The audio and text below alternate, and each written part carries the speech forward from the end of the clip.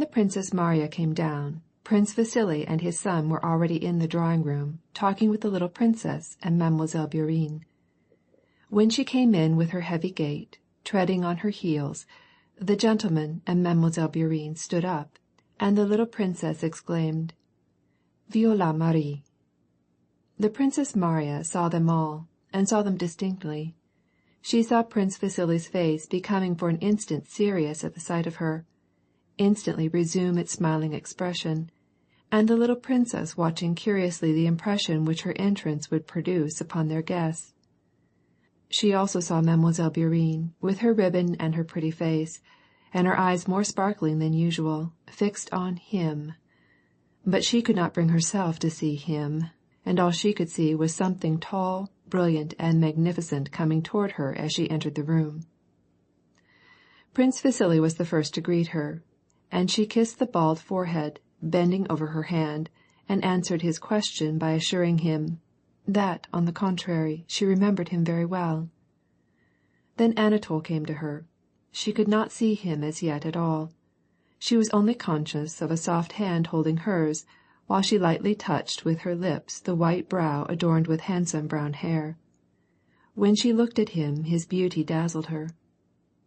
Anatole, hooking his right thumb behind one button of his uniform, stood with his chest thrust out, and his back bent in, resting his weight on one leg, and slightly inclining his head, and looking at the princess cheerily, but without speaking. He was evidently not thinking of her at all. Anatole was not quick-witted or a ready talker, but on the other hand he had that gift of composure which is so invaluable in society, and a self-confidence that nothing could disturb. If a man lacking self-confidence is silent at a first introduction, and betrays a consciousness of the impropriety of such a silence, and attempts to escape from it, it makes a bad matter worse. But Anatole, swaying a little on one leg, had nothing to say, and gazed with an amused look at the princess's hair. It was evident that such ease of manner would enable him to preserve silence any length of time.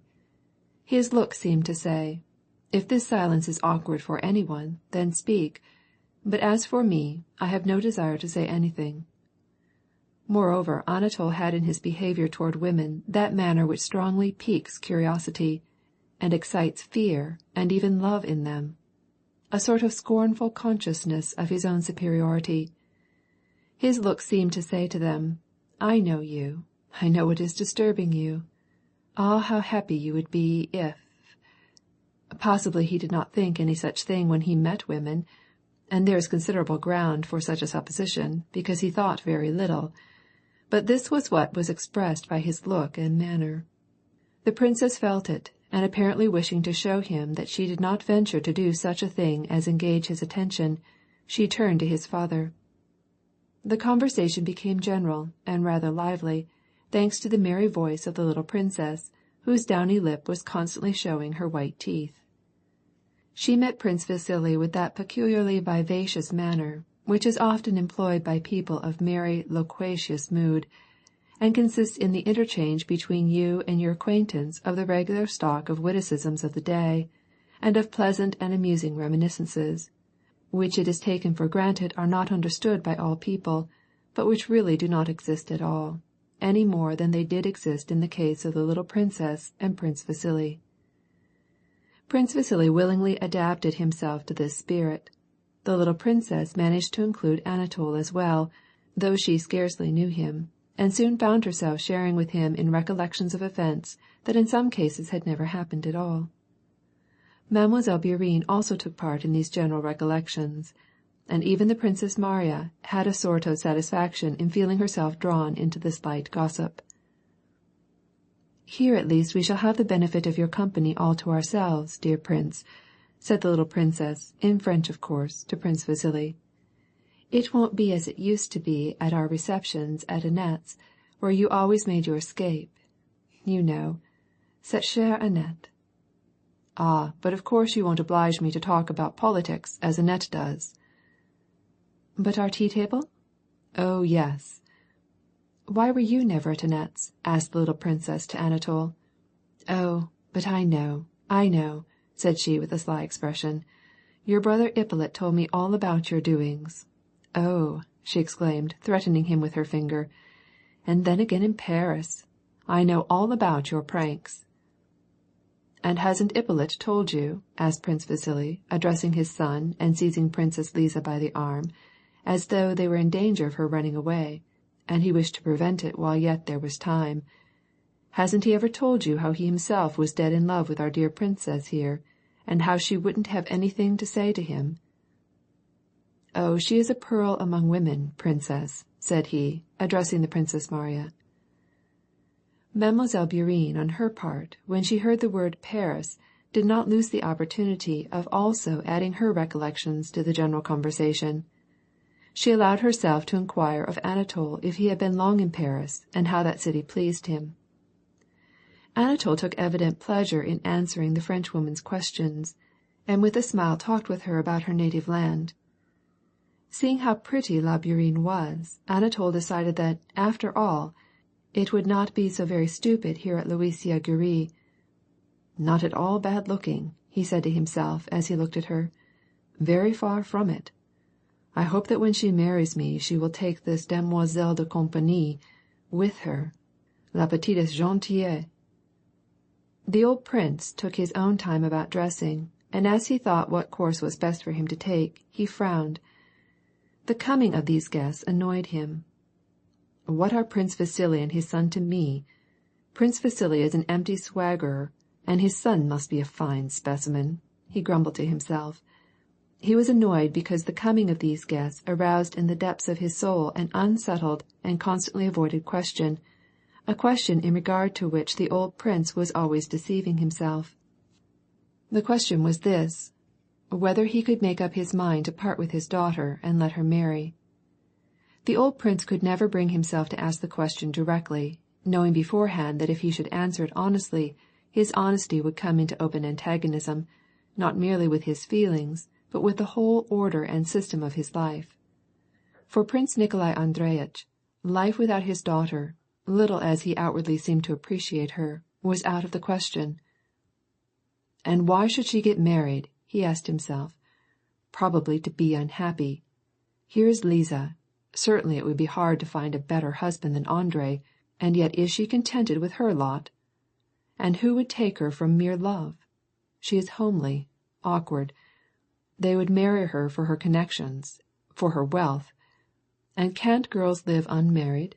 They'd be much happier." Thus thought Prince Nikolai Andreyevitch as he performed his toilet in his cabinet, and still at the same time the ever-procrastinated question now demanded an immediate solution. Prince Vasili had brought his son, evidently with the intention of making a proposal, and therefore this very day or the next he should have to give a direct answer. His name, his position in the world was excellent. "Well, I've no objection," said the prince to himself, "but let him prove himself worthy of her. Well, we shall see. Yes, we shall see," he exclaimed aloud. "Yes, we shall see how it is." And with his usual firm tread he went into the drawing-room, took in all present with a sweeping glance, noticed even the change that the little princess had made in her dress, and La Bourienne's ribbon, and the Princess Mariya's monstrous headdress, and her isolation in the general conversation, and not least, Bourienne and Anatole's exchange of smiles. "She is dressed up like a fool," he thought, giving his daughter a wrathful glance. "She has no sense of shame, and he does not care anything about making her acquaintance." He went straight to Prince Vasili. "Well, how are you? How are you? Glad to see you." "Friendship laughs at distance," exclaimed Prince Vasili, quoting the familiar proverb with ready wit, and with his usual self-confident familiarity. "Here is my second son. Grant him your friendship, I beg of you." Prince Nikolai Andreyevitch surveyed Anatole. "A fine young fellow, said he. "Now come, give me a kiss," and he offered him his cheek. Anatole kissed the old man and looked at him curiously, but with perfect composure, expecting soon to hear one of those droll remarks of which his father had told him. Prince Nikolai Andreyevitch sat down in his usual place at one end of the sofa, and drew up an armchair for Prince Vasili, pointed him to it, and began to ask him about the news in the political world. He listened with apparent attention to what Prince Vasili had to say, but he kept glancing at the Princess Marya. "So that's what they write from Potsdam, is it?" said he, repeating Prince Vasili's last words, and then suddenly getting up he went over to his daughter. "So this is how you dress before company, eh?" exclaimed he. "Excellent. Admirable. You appear before folks with your hair done up in this new-fangled way, and I tell you, in the presence of these same folks, never again without my leave to rig yourself up in such a fashion." "It was my fault, mon père," said the little princess, blushing and coming to her sister-in-law's rescue. "You can do as you please," said Prince Nikolai Andreyevitch, making a low bow before his son's wife. "But she has no right to disfigure herself. She's ugly enough without that." And once more resumed his place, paying no further heed to his daughter, who was ready to weep. "On the contrary, that way of dressing her hair is very becoming to the princess," said Prince Vasili. "Well, Batyushka, my young prince, what is his name?" said Prince Nikolai Andreyevitch, turning to Anatol. "Come here. Let us have a little talk and get acquainted." "Now the sport begins," thought Anatol, and with a smile he took a seat by the old prince. "Well now, my dear, you have been educated abroad, somewhat different from your father and me, who had the parish Dyukchak to teach us our ABCs. Tell me, my dear, you serve in the Horse Guards, don't you?" asked the old prince, scrutinizing Anatol closely and keenly. "No, I have been transferred to the line," replied Anatol, scarcely able to keep from laughing. "Ah, excellent thing. So that you can serve the Tsar in your country. It's wartime. Such fine young men as you ought to be in the service. At the front, I suppose?" "No, Prince. Our regiment has gone, but I was detached." "What was I detached for, Papa?" asked Anatol, turning to his father with a laugh. "Famous way of serving, I must confess. What am I detached for? Ha ha!" roared Prince Nikolai Andreyevitch, and Anatol joined in still more vociferously. Suddenly Prince Nikolai Andreyevitch began to scowl.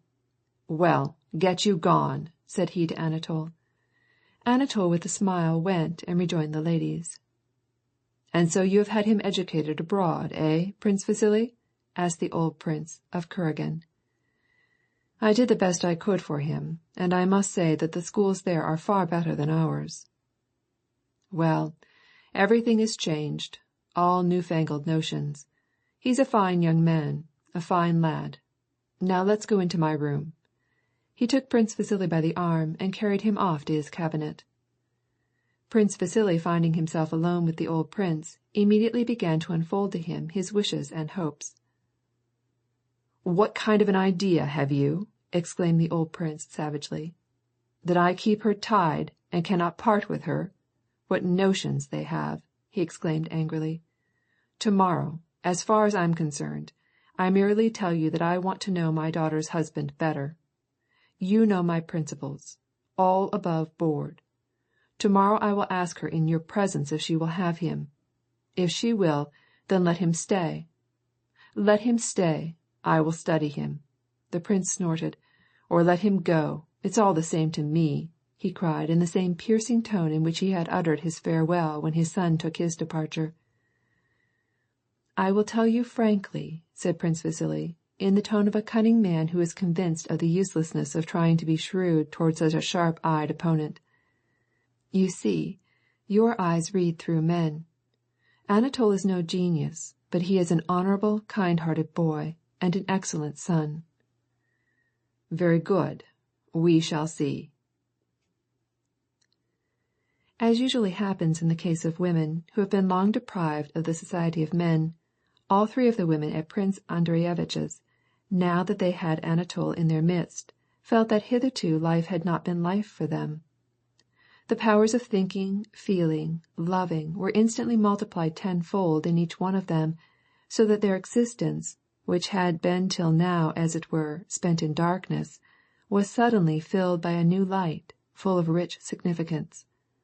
The Princess Marya no longer gave a thought to her looks or the dressing of her hair. Her whole attention was absorbed by the handsome open face of the man who perhaps would be her husband. He seemed to her good, brave, resolute, manly, and noble. She was quite convinced of this. 1,000 dreams of the family life which she should enjoy in the future persisted in rising in her mind. She tried to banish them and keep them out of her imagination. "But was I too cool toward him?" queried the Princess Marya. "I try to be reserved, because I feel in the depths of my soul that he is already too near to me. But of course he cannot know all that I think about him, and he may imagine that I do not like him." And the young princess strove, and yet was unable to be amiable to her new guest. "La pauvre fille, elle est diablement laide." Devilishly ugly. Such was Anatole's uncomplimentary thought of her. Mademoiselle Bourienne, who Anatole's arrival had brought into a high state of excitement, allowed herself to have quite different thoughts. Of course, being a pretty young girl, without any stated position in society, without relatives and friends, and far from her native land, she had no intention of devoting her whole life to the service of Prince Nikolai Andreyevitch, reading books to him and playing the part of companion to the Princess Marya. Mademoiselle Bourienne had been long waiting for the Russian prince, who should immediately have wit enough to appreciate her superiority to these homely, unbecomingly dressed, and awkward Russian princesses, should fall in love with her and elope with her.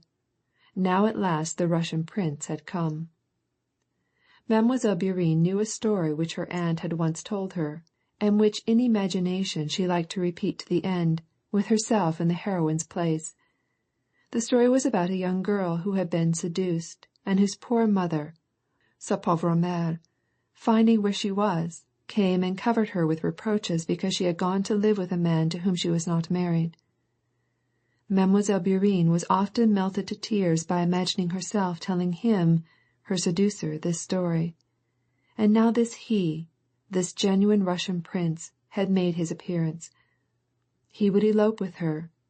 Then sa pauvre mère would appear, and he would marry her. Thus in Mademoiselle Bourienne's fertile brain the whole romance evolved itself, from the moment that she began to talk with him about Paris. Not that Mademoiselle Bourienne conceived of all the details, or what she was going to do did not once occur to her. But still all the materials were long ago ready in her, and now they merely grouped themselves around Anatole, whom she was anxious and determined to please as much as possible. The little princess, forgetting her situation instinctively, and like an old war-horse at the sound of the trumpet, made ready to flirt at headlong speed, without meaning anything by it, but with her usual naive and light-hearted spirit of fun. In spite of the fact that Anatole in the society of women generally affected the position of a man who considers it a bore to have them running after him, still he felt a consciousness of gratified vanity to see his power over these 3 women. Moreover, he began to feel for the pretty and enticing Bourienne a real animal passion, such as sometimes overcame him with extraordinary rapidity and impelled him to commit the coarsest and most audacious actions. After tea they all went into the divan-room, and the Princess Marya was invited to play on the harpsichord. Anatole leaned on his elbows, in front of her, near Mademoiselle Bourienne, and, with eyes full of mirth and gaiety, looked at the young princess, who with a painful and at the same time joyous emotion felt his gaze resting on her.